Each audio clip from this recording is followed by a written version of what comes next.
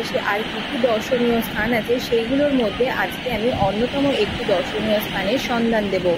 এর আগে অনেকেই হয়তো এই ভ্রমণ স্থানে গিয়েছেন, আবার অনেকেই এর সন্ধান জানেন না অথবা এই ভ্রমণ স্থানে এখনো পর্যন্ত যেতে পারেননি। সেই জনপ্রিয় স্থানটি হলো পুরীর গুপ্ত বৃন্দাবন। এই দর্শনীয় স্থানটির সঙ্গে মানুষ আগে পরিচিত ছিল না, কিন্তু সময়ের সাথে সাথে ও যুগের পরিবর্তনের সাথে সাথে মানুষ এই দর্শনীয় স্থানে এসে ভিড় জমাচ্ছে। মথুরা বৃন্দাবনে যাওয়া সম্ভব না হলেও পুরীতে এসে এই গুপ্ত বৃন্দাবনে অবশ্যই একবার ভ্রমণ করতে পারেন।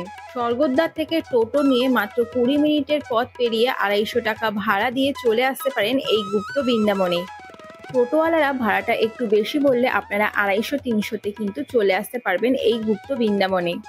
এই গুপ্ত বৃন্দাবনে রয়েছে একটি রেস্টুরেন্টের সুব্যবস্থা, আপনারা চাইলে কিন্তু এখানে খেতেও পারবেন।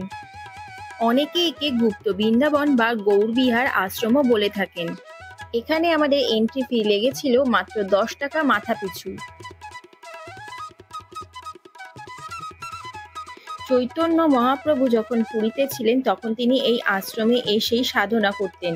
বর্তমানে এই বৃন্দাবনের রূপ দেন সুবল চন্দন দাস। এখানে বিভিন্ন পৌরাণিক কাহিনী ও ভগবান শ্রীকৃষ্ণের বিভিন্ন লীলা এখানে মডেল হিসেবে প্রতিস্থাপিত করা হয়েছে। এখানে রয়েছে একটি রাধা গোবিন্দের বিগ্রহর মন্দির। এই মন্দিরটা আপনাদেরকে পরে দেখাচ্ছি, কারণ এই মন্দিরটা তখন বন্ধ ছিল। এই দর্শনীয় স্থানে ভ্রমণ করার সময় হচ্ছে সকাল 7টা থেকে 12:30, বিকেল 3টে থেকে 6টা। শ্রীকৃষ্ণের জীবন কাহিনী রয়েছে এখানে, শ্রী চৈতন্যের অনেক কিছুও রয়েছে। এছাড়া অনেক মূর্তি আছে। গাছগাছলায় ভরা এই মনোরম পরিবেশে আপনাদের এলে কিন্তু অবশ্যই ভালো লাগবে।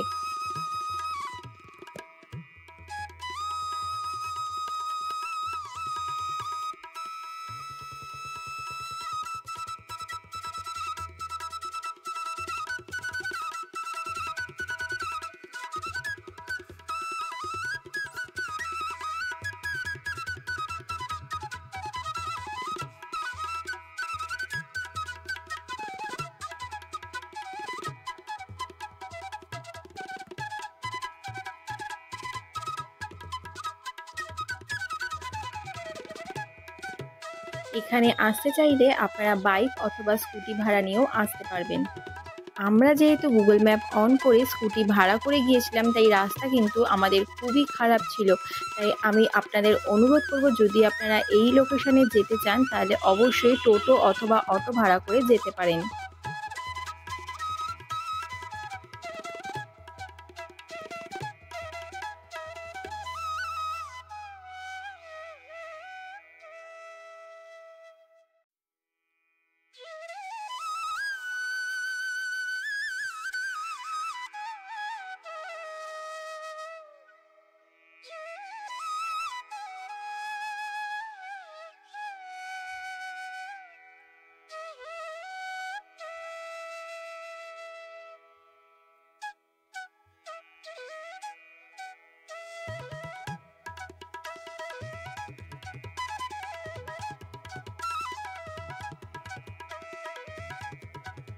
আর এই গুপ্ত বৃন্দাবনকে দেখে মনে হয় যেন গোটা বৃন্দাবনকেই এক জায়গায় প্রতিস্থাপিত করা হয়েছে।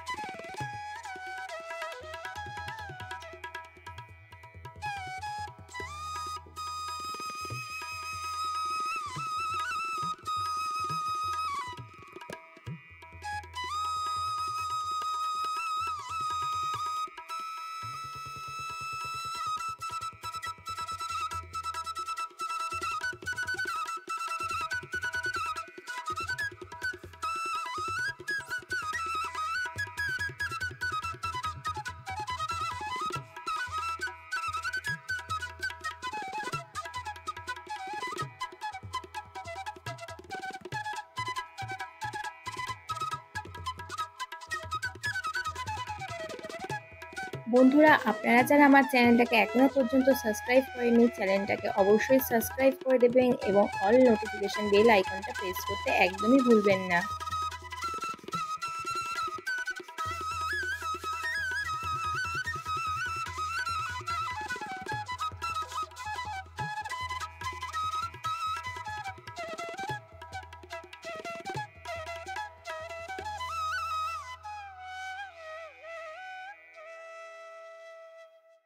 চৈতন্য মহাপ্রভুর জীবনের শেষ 2 দশক পুরীতে অতিবাহিত হয়েছিল, যেখানে তিনি শ্রীকৃষ্ণ এবং তার সহধর্মিণীদের, প্রধানত রাধার জন্য ভক্তি আকাঙ্ক্ষায় নিজেকে নিমজ্জিত করার জন্য মনোনিবেশ করেছিলেন।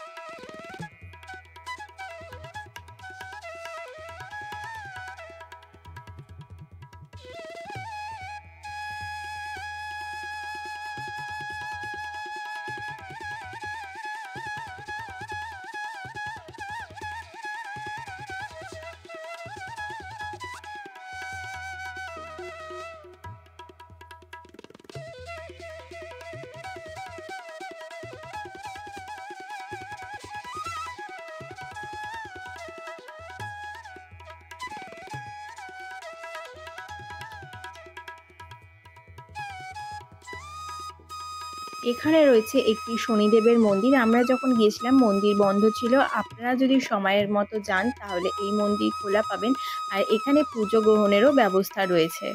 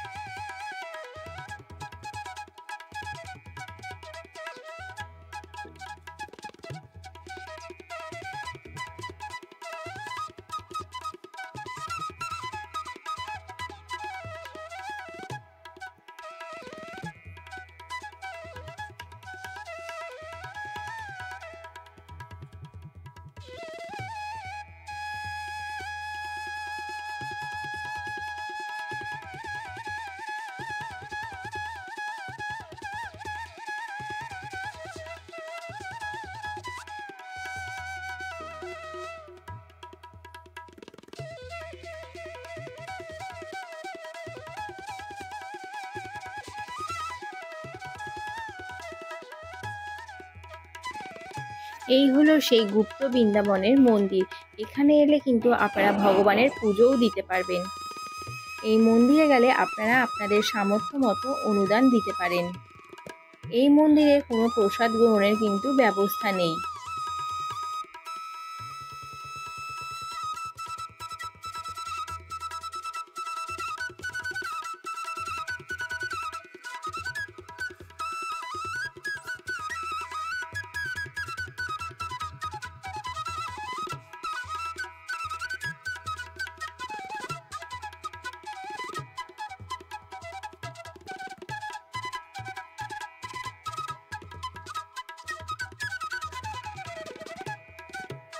যদি আপনারা এখান থেকে কেনাকাটা করতে চান তাহলে মন্দিরের পাশেও বেশ কয়েকটি দোকান রয়েছে, সেখান থেকে অনায়াসেই কেনাকাটা করতে পারবেন। এছাড়া এই মন্দিরের আশেপাশে বেশ কয়েকটি খাবার দোকানও রয়েছে, সেখান থেকে কিন্তু আপনারা খাবারও খেতে পারবেন।